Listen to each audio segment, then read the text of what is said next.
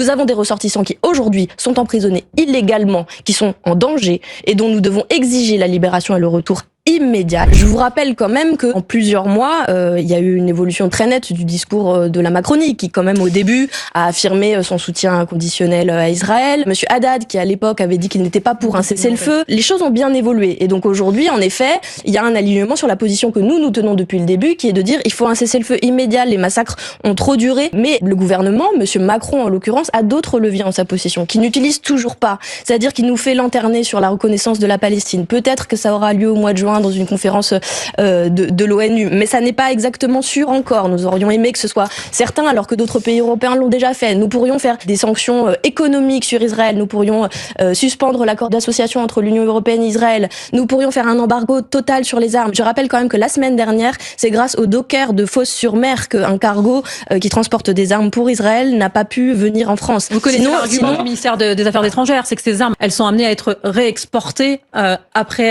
être mais en vous savez ce que je vais vous répondre aussi, c'est que ça n'est pas prouvé et qu'à vrai dire, nous savons que depuis des mois et des mois, des armes ont transité, au moins par la France. Et que ça, c'est un levier direct. Refuser de prendre part à ce conflit, refuser que la France ait la moindre implication dans le génocide qui est en cours. Nous, c'est la position que nous avons tenue, qui nous a d'ailleurs valu d'être insultés et calomniés. Aujourd'hui, beaucoup de forces politiques s'alignent là-dessus. Maintenant, je dis, nous avons des ressortissants qui aujourd'hui sont emprisonnés illégalement, qui sont en danger et dont nous devons exiger la libération et le retour immédiat, et la diplomatie française doit être évidemment en première ligne là-dessus. Et puis ça a permis d'amener le sujet sur le manque d'aide humanitaire à Gaza, sur lequel la France a aussi pu agir.